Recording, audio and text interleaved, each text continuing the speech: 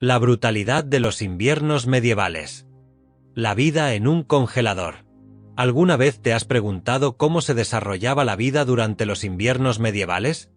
Era esencialmente la forma en que la naturaleza te deseaba la mejor de las suertes, sorteando condiciones realmente duras. Mientras que los cuentos de hadas a menudo representan escenas idílicas de acogedores castillos y cálidas chimeneas. La cruda realidad para los campesinos se asemejaba más a vivir en la nevera más gélida del planeta. Cuando tu día comenzaba antes del amanecer en una casa que se sentía más fría que una gélida recepción de alguien a quien has ofendido, eras plenamente consciente de la ardua jornada que te esperaba. Para comprender realmente la gravedad de esto, mientras ahora nos quejamos de nuestros gastos de calefacción o cuando el termostato baja de los 18 grados Celsius, los campesinos medievales se enfrentaban a condiciones realmente brutales. Según relatos históricos documentados, las temperaturas invernales en la Europa medieval podían caer en picado hasta alcanzar temperaturas escalofriantes, llegando ocasionalmente a gélidos grados Fahrenheit en regiones como Inglaterra y el norte de Francia. Este nivel de frío es suficiente para congelar el calzado, un fenómeno que, de hecho, ocurría con más frecuencia de lo que uno podría imaginar. Las camas de heno improvisaban comodidad y un aislamiento sorprendente. La rutina diaria comenzaba antes del amanecer, con los campesinos saliendo a regañadientes de sus camas heladas para atender al ganado o realizar cualquier tarea que exigiera ejecución. Un escriba medieval señaló que los campesinos se despertaban frecuentemente con escarcha cubriendo sus cejas. Menuda llamada de atención medieval, aunque fría. Hablando de camas, los rudimentarios arreglos para dormir de esa época eran bastante asombrosos. Sus camas eran esencialmente enormes montones de heno y paja apilados desordenadamente en el suelo. La versión medieval de un proyecto de bricolaje que se había vuelto un poco tosca. Sin embargo, estas camas improvisadas en realidad funcionan con mayor eficacia de lo que uno podría suponer inicialmente. Investigaciones arqueológicas recientes de viviendas campesinas medievales han indicado que estas camas de heno podían alcanzar un grosor de hasta 60 centímetros. Eso es como tener un colchón tamaño king, hecho completamente con subproductos agrícolas. Los campesinos recolectaban heno fresco durante los meses de verano, acumulando fardos adicionales específicamente destinados a la cama de invierno. Lo colocaban en capas lo suficientemente gruesas como para elevarse del suelo gélido. Una medida crucial considerando que la mayoría de las casas campesinas tenían pisos de tierra que se transformaban en pequeños congeladores durante el invierno. Cada mañana debían sacudir la ropa de cama, una actividad que podía revelar sorpresas bastante intrigantes. Desde ratones que establecían acogedores nidos durante la noche hasta insectos que convertían su cama en un buffet libre. Los campesinos vivían en una constante incertidumbre sobre lo que podrían desenterrar. Un texto medieval relata la historia de un campesino que descubrió que una gallina había puesto un huevo en su cama mientras dormía. Eso sí que es un desayuno en la cama. Sin embargo, la verdadera ingeniosidad de las camas de heno residía en su inherente capacidad aislante.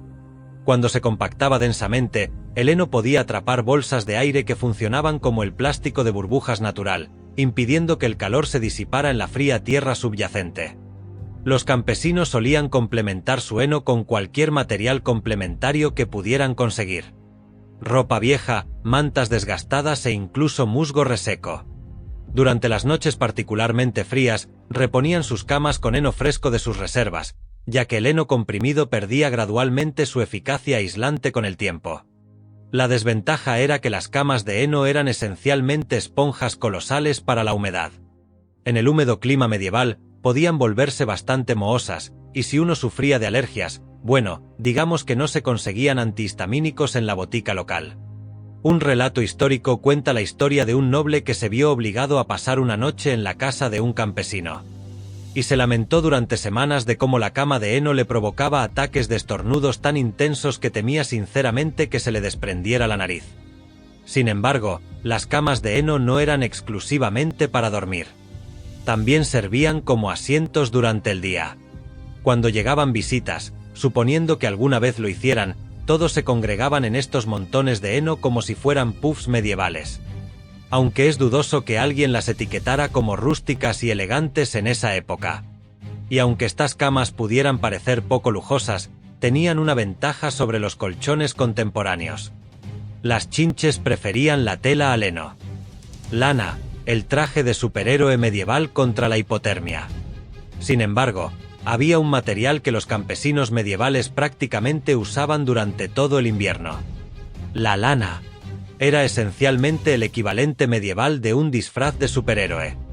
Solo que en lugar de combatir a los villanos, combatía la hipotermia. Los campesinos medievales dependían tanto de la lana que los historiadores estiman que una sola familia podía poseer más de 9 kilos de ropa de lana. Eso es aproximadamente el peso de un niño pequeño. Excepto que este niño en particular te mantenía caliente. Y ocasionalmente provocaba una picazón intensa. El aspecto verdaderamente cautivador de la lana residía en el método que utilizaban los campesinos para obtenerla. Cada primavera, los pastores locales esquilaban sus ovejas y los campesinos obtenían o intercambiaban la lana cruda. Pero aquí es donde se vuelve intrigante. No la cultivaban directamente como hacemos nosotros con los suéteres de lana modernos. La lana requería un procesamiento que implicaba incontables horas de limpieza, cardado e hilado. Y tú creías que lavar la ropa hoy en día era una tarea ardua. Aquí tienes un dato curioso que te ayudará a apreciar mejor tu atuendo contemporáneo. La lana medieval aún conserva la lenolina, el aceite natural de las ovejas, que la hacía impermeable. Si bien desprendía un aroma a oveja mojada cuando llovía, al menos el agua tendía a resbalar. Algunos ingeniosos campesinos se dieron cuenta de que conservar más lenolina en la lana garantizaba que se mantuviera más seca. Aunque probablemente no competían por los elogios de la moda medieval ni por recibir invitaciones a cenar en el castillo. Los campesinos medievales rara vez lavaban sus prendas de lana, y por una vez, tenían una razón perfectamente válida. La lana húmeda a temperaturas bajo cero es una receta perfecta para transformarse en un helado humano. Un registro medieval relata que un campesino lavó su abrigo de lana en invierno y lo descubrió tan congelado que se mantenía en pie, sin añadir nada. Posteriormente, se convirtió en una broma local, tan rígida como la colada invernal de John. Sin embargo, la lana no era intachable. Para empezar, atraía a las pulgas con un entusiasmo sin igual. Los campesinos medievales solían colgar sus prendas de lana cerca del humo que emanaba de sus hogueras, con la esperanza de que éste ahuyentara a estos minúsculos e indeseables inquilinos. La desventaja era que acababan oliendo a una mezcla de oveja y hoguera, a perfume campesino medieval, por así decirlo. Las extraordinarias propiedades de la lana se hicieron patentes durante las tormentas invernales más severas. Si bien pruebas contemporáneas han demostrado que la lana húmeda puede mantener el calor incluso saturada, conservando aproximadamente el 80% de su capacidad aislante. Los campesinos no necesitaban validación científica. Vivían en esta realidad. Caminaban penosamente entre ventiscas como pajares ambulantes, envueltos en capas y capas de lana. Pero una sola prenda de lana nunca era suficiente en los brutales inviernos medievales. Estos ingeniosos campesinos idearon una solución que haría estremecer a cualquier aficionado a la moda contemporánea. Porque en el mundo medieval, el principio de moda predominante era simple: si aún podías mover los brazos libremente, aún no tenías suficiente ropa. Dominio de las capas, el arte medieval de vestirse para el frío extremo. Los campesinos no se limitaban a usar capas. Dominaban el arte de asemejarse a un armario móvil. Hallazgos arqueológicos en yacimientos medievales indican que el campesino promedio usaba entre 4 y 7 capas de ropa durante los días más gélidos, lo que probablemente les daba la impresión de haber saqueado todos los tendederos de la zona. Analicemos esta extravagancia sartorial medieval. Primero venía la capa base, una camisa larga de lino que les llegaba hasta las rodillas. Sobre esta, añadían una túnica de lana, luego otra túnica, porque ¿por qué limitarse a una sola, seguida de un jerken, que es simplemente un término elegante para una chaqueta sin mangas? Si tenían la suerte de poseer una, también podían ponerse una capa de piel. Todo el conjunto se ceñía frecuentemente con un cinturón de cuerda, principalmente para evitar que todas esas capas se deslizaran, más que por una simple moda. Los científicos modernos han comprobado que varias capas finas son más eficaces para atrapar el aire caliente que una sola capa gruesa. Los campesinos probablemente dedujeron esto a base de ensayo y error, sobre todo error, probablemente, y una multitud de dedos de los pies congelados por el camino. El verdadero problema surgió cuando la naturaleza llamó. Con todas esas capas, un viaje rápido al retrete se convirtió en una aventura épica. Los registros históricos de la época mencionan que algunos se abstenían de beber agua en invierno solo para evitar la tortura de desvestirse y vestirse. Hablemos del compromiso de mantenerse calientes. Los niños se enfrentan a circunstancias particularmente difíciles. Los padres los envolvían en tantas capas que se contoneaban como diminutos pingüinos achispados. Un escritor medieval sugirió que siempre se podía identificar a los niños en invierno. Eran los fardos de Roton que rodaban por las colinas de la aldea, incapaces de doblar las rodillas lo suficiente como para caminar correctamente. El hogar sin chimenea, un centro humeante de calor y vida. Incluso con todas estas capas, los campesinos necesitaban medidas adicionales para mantenerse calientes. Esto nos lleva al elemento más indispensable de cualquier vivienda medieval. Un elemento que podía salvarte la vida o saturarte los pulmones de humo. Una chimenea, si es que se le podía llamar así. En realidad, era simplemente un fogón situado en el centro de la habitación con el humo serpenteando a su antojo. Los arquitectos medievales aún no dominaban del todo el concepto de chimeneas, lo que implicaba que la mayoría de las casas poseían un ambiente encantador de carne ahumada perpetuamente, incluyendo a sus propios ocupantes. Las excavaciones arqueológicas han revelado un detalle intrigante. La casa medieval promedio contaba con un fogón de aproximadamente 90 centímetros de diámetro rodeado de piedras. Sin embargo, solo alrededor del 15% del calor permanecía dentro de la habitación. El resto ascendía directamente a través de aberturas en el techo, aparentemente destinadas a ventilar el humo, pero que servían principalmente para dejar pasar la nieve. Los campesinos medievales concibieron el sistema de calefacción más ineficiente del mundo. La verdadera diversión comenzaba a la hora de conseguir combustible. Olvídense de la leña bien curada. Eso era exclusivamente para los ricos. Los campesinos incineraban cualquier material combustible que encontraban. Muebles viejos en el fuego. Las herramientas rotas del año pasado, el combustible perfecto. La cerca del vecino que desapareció misteriosamente de la noche a la mañana. Oigan, lo que ocurre en el invierno medieval sigue siendo lo mismo. Los registros de una aldea inglesa documentan a un grupo de campesinos que, durante un invierno particularmente severo, quemaron sistemáticamente un granero abandonado pieza por pieza. El señor local no estaba muy contento con el episodio. Encender el fuego cada mañana era una auténtica travesura. Intentaban mantener viva una brasa solitaria durante la noche, oculta entre las cenizas. Perderla les obligaba a una caminata en un frío extremo para pedirle fuego prestado al vecino.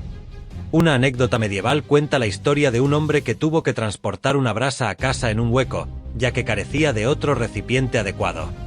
Corrió con tanta prisa para mantenerla encendida que los curiosos lo confundieron con demonios perseguidos. El humo era a la vez una bendición y una maldición. Ciertamente, provocaba lágrimas en todos y probablemente acortaba años de vida, pero también repelía insectos y, sin darse cuenta, preservaba la madera del tejado. El análisis contemporáneo de las maderas medievales supervivientes revela que, de hecho, estaban protegidas por las capas de hollín acumuladas durante décadas. Probablemente no sea una técnica de conservación que se encuentre en las guías contemporáneas de mejoras para el hogar. Cada familia poseía sus propios métodos para controlar el fuego. Algunos dormían por turnos para mantenerlo durante toda la noche. Otros desarrollaron sistemas elaborados para apilar las brasas a la perfección. Muchos creían que susurrar al fuego mientras añadían combustible potenciaba su combustión. Aunque eso podría haber sido simplemente el humo lo que inducía un ligero estado de delirio. Tras un largo día de lucha por no congelarse ni sucumbir a la inhalación de humo, los campesinos medievales también necesitaban alimento para calentarse por dentro. El guiso de invierno, un misterio culinario en una olla.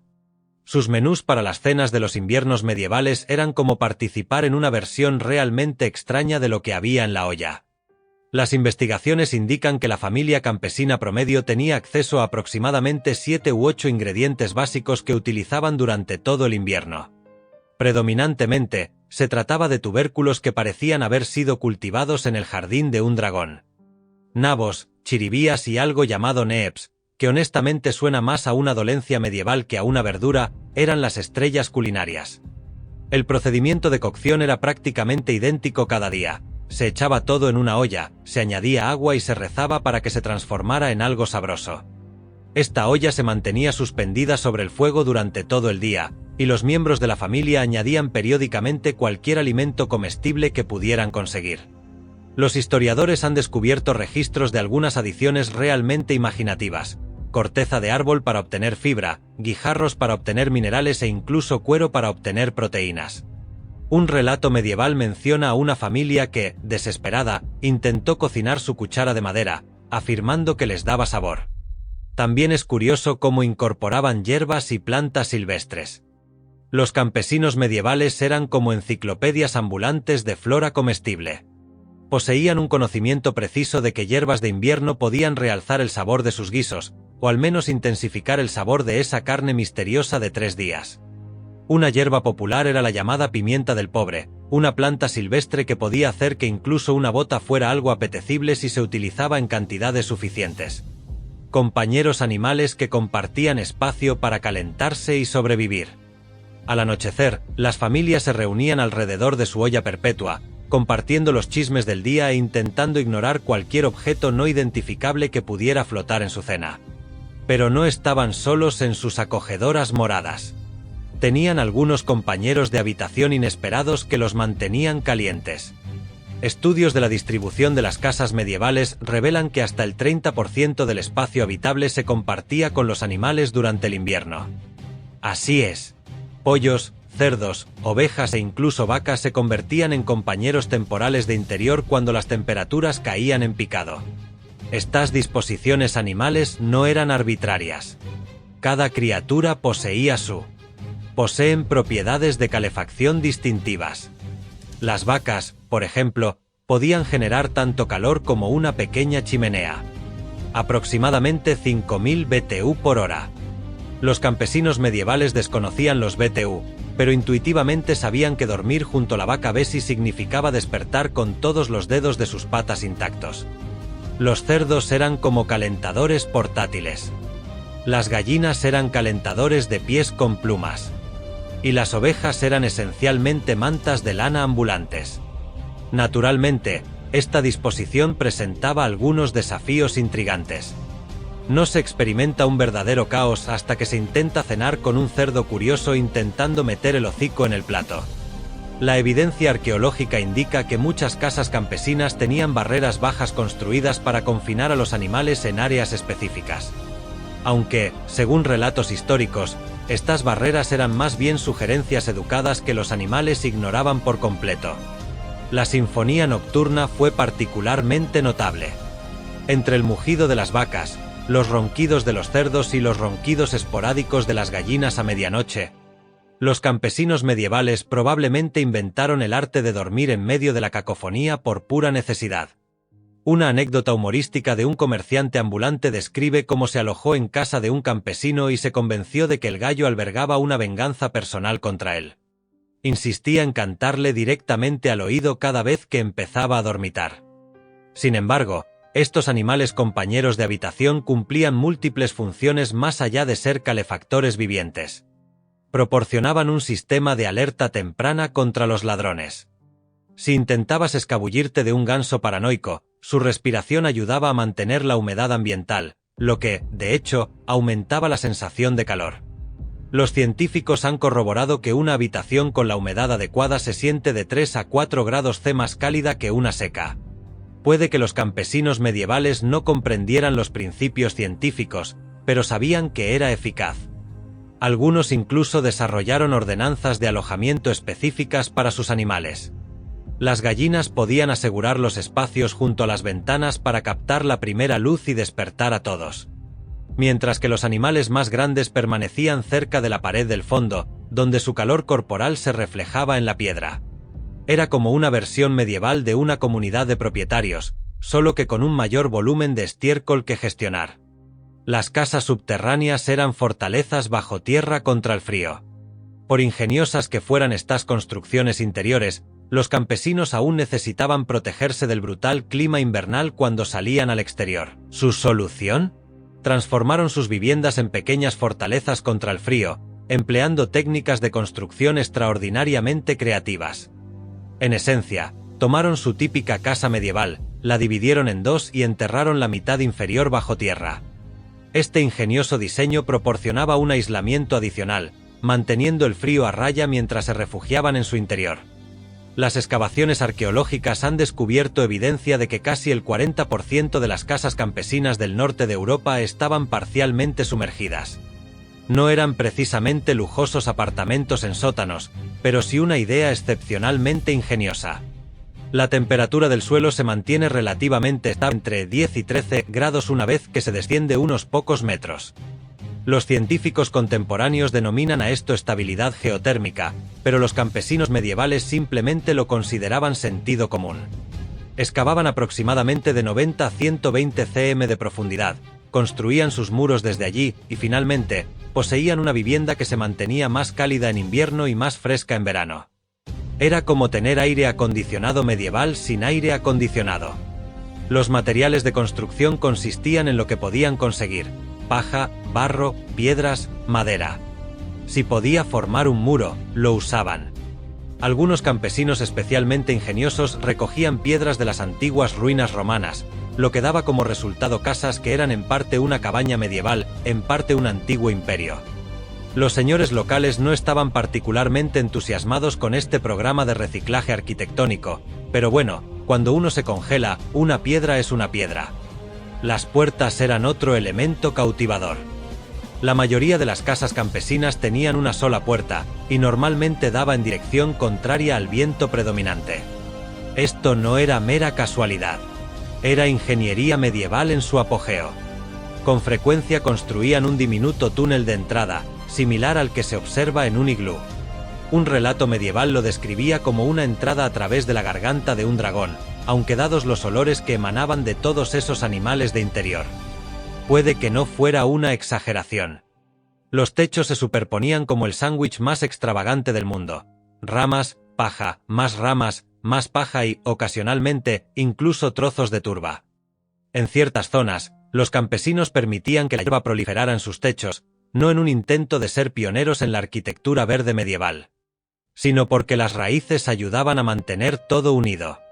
Además, sus cabras podían pastar allí si se sentían aventureras. El arsenal de herramientas de invierno, equipo esencial para la supervivencia al aire libre. Una vivienda bien construida era solo la mitad de la batalla contra la furia del invierno. Para aventurarse al aire libre, los campesinos necesitaban un conjunto especializado de herramientas que provocaría la envidia de los expertos en supervivencia contemporáneos.